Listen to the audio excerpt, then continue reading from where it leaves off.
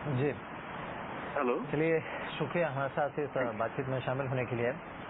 170 point नीचे इस बीच Sensex है, 17,860 का लेवल देखने को मिल रहा है। जो टॉप लूजर्स हैं इसमें जेपी एसोसिएट्स है जो 3.5% नीचे है, और साथ ही DLF, Reliance Communication, Reliance Capital, ये सारे काउंटर्स ऑलमोस्ट 2.5 से 3% का ड्रॉप इस समय देख रहे हैं, क्योंकि बाजार पर काफी हद तक नेगेटिव सेंटिमेंट क्रिएट कर रहा है। धनंजय, आपसे जानना चाहेंगे, अब जो सिनारियो है इस समय, इसे अगर हम लिंक करके देखें मार्केट से, तो जो उम्मीद से काफी बेहतर जीडीपी आते हैं, I mean if you look at the pattern, then typically बाजार जो जीडीपी नंबर्स जो स्लाइटली अबव एक्सपेक्टेशन आते हैं उस पर नेगेटिवली रिएक्ट कर रहा है, यानी market is waiting for some major surprise.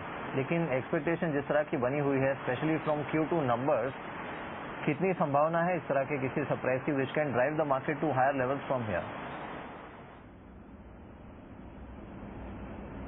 नहीं, मेरे हिसाब से जो है मार्केट स्टैंड पॉइंट फंडामेंटली जो हम वैल्यूएशन देखते हैं फ्रॉम अ मैक्रो पर्सपेक्टिव की भाई आईपी ग्रोथ और market valuation is very critically linked, lag lead relationship है, but by and large I think that IIP growth will actually come down quite a bit from 7% that we are seeing, 7.1% that we have seen for the month ending for the month of June.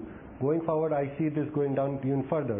तो अगर growth momentum slow होता है तो मेरे हिसाब से valuation भी वो इम्पैक्ट होगा।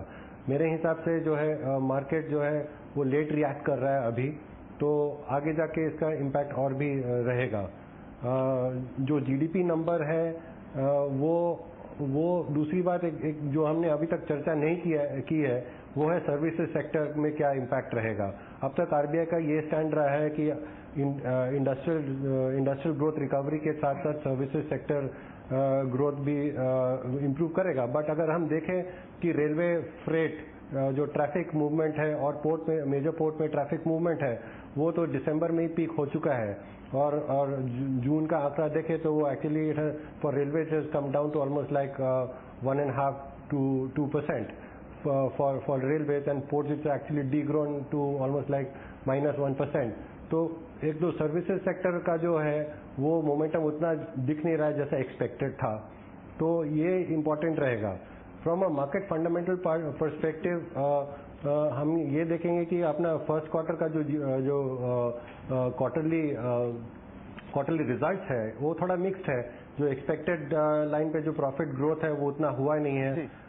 मेरे हिसाब से जो ग्रोथ आईआईपी ग्रोथ स्लो होगा तो उससे टॉप लाइन ग्रोथ स्लो होगा, और फर्स्ट क्वार्टर में हमने मार्जिन प्रेशर भी देखे हैं। तो ये सब कुल मिला के जो है अब ये मार्केट में अब आपको दिख रहा है।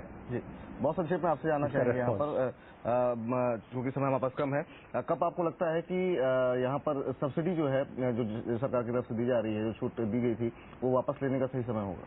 मैं समझता हूं कि अभी और कुछ दिन तक सब्सिडी देने की आवश्यकता है, और मेरा मानना है कि जिस तरह का स्टेडी ग्रोथ रेट हो रहा है ये अगर कंटिन्यू रहता है अगले 1 साल 1.5 साल तक, तो मेरा मानना है कि 2011-2012 के आसपास तक सरकार सक्रिय रूप से सोच सकती है सब्सिडी को टोटली या फिर मेजर वे में इरेडिकेट करने के लिए। चलिए, बहुत बहुत शुक्रिया दत्ता साहब इस पूरी चर्चा में जुड़ने के लिए। धनंजय जी, आपका बहुत बहुत धन्यवाद इस पूरे आंकड़े का विश्लेषण करने के लिए। तो फिलहाल इस कार्यक्रम को समेटने का वक्त आ गया। मेहर आपके साथ जुड़े रहेंगे मिड डे कॉल्स के लिए, लेकिन आपको बता दें कि अगर आप मिड कैप शेयरों से जुड़े हुए कोई सवाल पूछना चाहते हैं या फिर इस गिरते हुए बाजार में क्या रणनीति होनी चाहिए आपकी, उसके लिए आज 1 से 2 के बीच में आपके सवालों के जवाब देने के लिए हमारे साथ होंगी स्टीम भौमिक.com की टेक्निकल एनालिस्ट। अगर आप उनसे कोई सवाल करना चाहते हैं तो मिड कैप लिखिए, अपना सवाल लिखिए, नाम और शहर का नाम लिख करके हमें भेज दीजिए 57575 पर। एक छोटे से ब्रेक के लिए रुक रहे हैं, लेकिन ब्रेक के बाद लेकर के आएंगे मिड डे कॉल्स मेहर के साथ।